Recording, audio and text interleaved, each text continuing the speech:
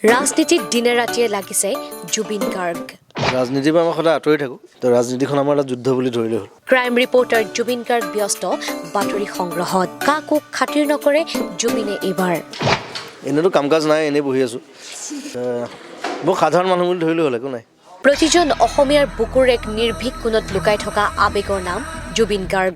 প্ৰতিগৰাকী যুৱতীৰ যৌৱনৰ উন্মাদনা জুবিন, প্ৰতিজন যুৱকৰ হাৰ্ট থ্ৰব জুবিন, প্ৰতিটো শিশুৰ জীয়া সপোন জুবিন, প্ৰতিজন অসমীয়াৰ হিয়াৰ আমঠু এইজন জনদৰদী শিল্পী। স্বকীয় সাধনাৰে শিল্পীৰ পৃথিৱীত নিজৰ নাম সময়ৰ আয়ুবেলিত খোদিত কৰি যোৱা এইজন ব্যক্তিৰ সংগীত সাধনাৰে সূচনা হ'ল সংগীতৰ এক নব্যধাৰা। কেৱল গায়কৰ ৰূপতেই নহয়, অভিনেতা, সামাজিক ক্ষেত্ৰত জড়িত হৈ পীড়িত লোকৰ আৰ্তনাদৰ চিঞৰত দৌৰি যোৱা, ৰাজনীতিৰ ক্ষেত্ৰত সক্ৰিয়তাৰে জনগণৰ মাজত থিয় হোৱা এইজন শিল্পী এইবাৰ ৰাজনীতিত ব্যস্ত দিন ৰাতি একাকাৰ কৰি। ক্ৰাইম ৰিপৰ্টাৰ জুবিন গাৰ্গে বাতৰি সংগ্ৰহ কৰিছে অৰঙে দৰঙে অসম নাগালেণ্ড সীমান্তত এনেদৰে। আসাম ফ্লেশ্বৰ সমূহ দৰ্শকক মই ৰিয়াই স্বাগতম জনাইছোঁ আৰু আমি আপোনালোকক দেখুৱাই আছোঁ ৰাজনীতি এখন আহি থকা ছবি বিহাইণ্ড দ্য চিন। আৰু এতিয়া আমাৰ লগত বৰ্তমান উপস্থিত আছে নৱপ্ৰজন্মৰ হাৰ্ট থ্ৰব, অসমীয়াৰ আৱেগ, অসমীয়াৰ উষা, আমাৰ সকলোৰে মৰমৰ জুবিন দা। আমি জুবিন দাৰ পৰা জানিম এই ৰাজনীতিৰ সন্দৰ্ভত কিছু কথা। আমি জুবিন দাক স্বাগতম জনাইছোঁ। সন্মুখত 2021 নিৰ্বাচন সমাগত আৰু এই সময়তে আপুনি ৰাজনীতি নামৰ এখন খুব এটা স্পৰ্শকাতৰ বিষয়বস্তুৰ এখন চিনেমা কৰিবলৈ আগবাঢ়িছে। এই সন্দৰ্ভত কি ক'ব? ৰাজনীতিৰ পৰা মই সদায় আঁতৰি থাকোঁ, খালি এখন চিনেমাৰ কাৰণে সোমাইছোঁ। ৰিয়েল লাইফত মোৰ ৰাজনীতিত নাই, কিন্তু ৰিয়েল লাইফত মোৰ ষ্টৰিটো ভাল লাগিলে আচলতে, মনজিতে ক'লে। আৰু ধুনীয়া এটা ৰোল, তাত এজন মই ক্ৰাইম ৰিপৰ্টাৰ ৰোল কৰিছোঁ ইয়াত। আৰু তপন দাস আছে, তপন দা, বৰষা, গোটেইখিনি ভাল মানুহ গোট খাইছে। মনজিতে বৰ ধুনীয়া কাম কৰে। চিনেমাখন ভাল হ'ব বুলি আশা কৰিছোঁ। আৰু ৰাজনীতিত কি এফেক্ট কৰে নাজানো, কিন্তু চিনেমা জগতত এফেক্ট কৰাটো বিচাৰোঁ। কাৰণ চিনেমা আকৌ বন্ধ হৈ গৈছে ন এতিয়া, হললৈ বন্ধ যোৱা হ'ল কৰোণাৰ কাৰণে। সেই বস্তুটো ঘূৰাই দিব লাগিব। সেইকাৰণে ডক্টৰ বেজবৰুৱা কৰিলোঁ মই, তাতো বৰ ইণ্টাৰেষ্টিং কেৰেক্টাৰ এটা কৰিছোঁ মই। সেইটো মানুহে চাই পেলাই মানে অলপ বেলেগ পাব আৰু বেলেগ ধৰণৰ কেৰেক্টাৰ এটা, ইয়াত এটা বেলেগ কেৰেক্টাৰ। সেইধৰণে কৰি আছোঁ। আৰু চবে ছবি ঘূৰি আহক লাহে লাহে মাৰ্চ মানৰ পৰা। এতিয়া আজি যাবলৈ কোৱা নাই মই, মাৰ্চ মানৰ পৰা মই ভাবোঁ যে আকৌ ছবি জগতৰ এটা পৰিৱৰ্তন আহিব। ছবি বুলি নহয়, গোটেই কমপ্লিট আমাৰ ছিষ্টেমটো যিটো গোটেই পৃথিৱীতে হৈছে সেইটো। সেইটো কাৰণে আমি যুদ্ধ কৰিব লাগিব। তো ৰাজনীতিখন আমাৰ এটা যুদ্ধ বুলি ধৰিলে হ'ল সাংস্কৃতিক জগতত। মই চালে ইমান ধুনীয়া ছোৱালীজনী, মই বোলো হাতেৰে মাতি এনেকৈ উঠাম তাইক ষ্টেজত, এই কোন এইটো বৰটো এইটো সেইফালে উঠাই দিছে।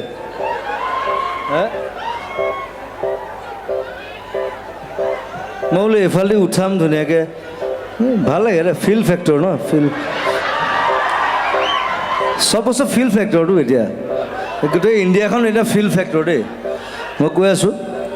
মই বটলা বকা নাই, কিন্তু 5 বছৰ পিছত গম পাব। 1 2 3 4 মহিলং লাগি যায়,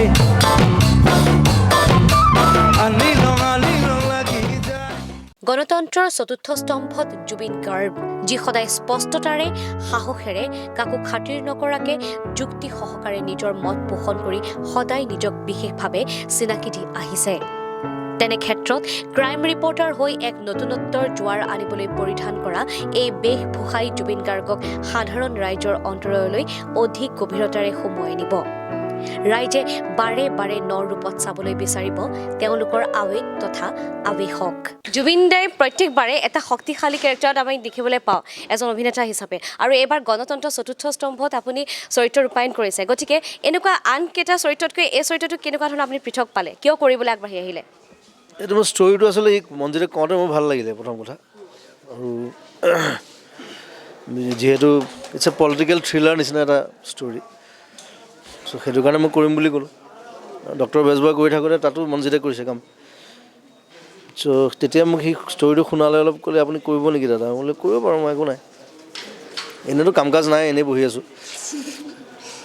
কৰোণাৰ কাৰণে। তাতকৈ কিবা এটা কৰি থকা ভাল। সেইকাৰণে ৰাজনীতি কৰি আছোঁ। লকডাউনৰ পাছতে স্থবিৰ হৈ পৰা জনজীৱনৰ কণ্টকময় যাত্ৰাৰ অন্তত পুনৰ জুবিন অনুৰাগীৰ মুখত হাঁহি বিৰিঙাই জুবিন গাৰ্গে অভিনয় কৰিছে বহুচৰ্চিত ছবি ৰাজনীতি। হেঁপাহেৰে উদ্গ্ৰীৱ জনতা বাট চাই আছে প্ৰিয়জনক ৰূপালী পৰ্দাত চাবলৈ। সাধাৰণ জীৱনশৈলীৰে অসাধাৰণ ব্যক্তিত্বৰে জনদৰদী শিল্পীজনক এবাৰ চাবলৈ হেতাৰ পৰা লাগে লক্ষ লক্ষ লোকৰ। নৱবৰ্ষত কেইবাটাও পৰিকল্পিত কৰ্মৰ বাবে আগবাঢ়িছে সদাব্যস্ত শিল্পীজন।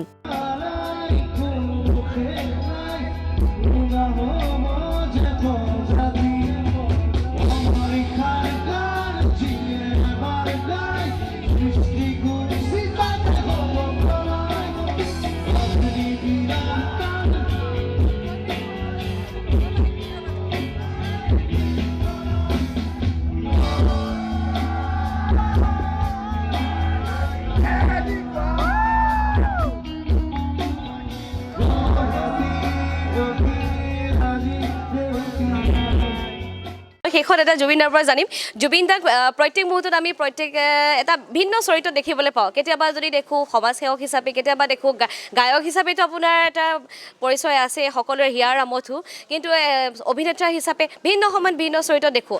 কিন্তু মোৰ প্ৰশ্ন হ'ল যে জুবিন গাৰ্গে কোনটো প্ৰাধান্য দিব, কি বুলি পৰিচয় দিবলৈ নিজকে ভাল পাব?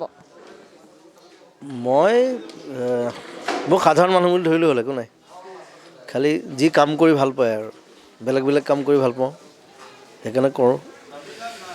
স্পৰ্টছৰ লগতো জড়িত, সাংস্কৃতিক জগতৰ লগতো জড়িত। তাৰোপৰি মানুহৰ লগত কাম কৰি ভাল পাওঁ, মানুহৰ কাৰণে কাম কৰি ভাল পাওঁ, আৰু জীৱনটো মানুহক দিব বিচাৰোঁ। কথাটো সেইটো। নিশ্চয়কৈ জুবিন গাৰ্গ সদায় জুবিন গাৰ্গে অসাধাৰণ অদ্বিতীয় সদায়, আৰু এই জুবিন গাৰ্গ সদায় অসমবাসী হিয়াৰ আমঠু হৈ থাকিব। আৰু প্ৰত্যেকবাৰৰ দৰে এইবাৰো ছবিগৃহলৈ যাব। ৰাজনীতিত কিদৰে তেওঁ এক বিশেষ ভূমিকা পালন কৰিছে গণতন্ত্ৰ চতুৰ্থ স্তম্ভৰ ক্ৰাইম ৰিপৰ্টাৰ ৰূপত সকলোৱে দেখিবলৈ পাব। আমি অপেক্ষাৰত, আপোনালোকেও আশাৰে বাট চাই থাকিব আৰু আছাম ফ্লেছ আৰু অপেক্ষা কৰিব ৰাজনীতিলৈ। শিল্পীময় তিনিওকালৰ অতীতৰ, বৰ্তমান আৰু ভৱিষ্যতৰ নব্যধাৰাৰে সংগীতৰ এটা যুগদস্ত্ৰা জুবিন গাৰ্গৰ নামতেই সকলো মায়াপাশত আবদ্ধ। সাধাৰণ হৈও অসাধাৰণতাৰে জননীৰ সন্তান হৈ জনতাৰ মাজত জনতাৰ স্বাৰ্থত জীয়াই থাকি কাম কৰা এইজন শিল্পী চিৰসুন্দৰ আৰু চিৰনমস্য। ক্ৰাইম ৰিপৰ্টাৰ জুবিন গাৰ্গক চাবলৈ আমিও অপেক্ষাৰত। এইবাৰো তেওঁ নতুনৰ অগ্নিশিখালৈ নতুনত্ব আনিব সমাজৰ মাজলৈ। জুবিনৰ আদৰ্শত আদৰ্শিত অনুৰাগীজনক জুবিন গাৰ্গে শিকাই যাব জীৱনৰ জয়গান, শিকাব সত্যৰ জয়ৰ সংবাদ। আছাম ফ্লাছৰ তৰফৰ পৰাও শিল্পীজনলৈ জনালোঁ নতুনৰ অফুৰন্ত শুভকামনা। অতপৰে প্ৰিয় শিল্পীজনৰ বিশেষ প্ৰতিবেদনটি উপভোগ কৰাৰ বাবে দৰ্শকসকলক অশেষ ধন্যবাদ সুহৃদয়ৰ।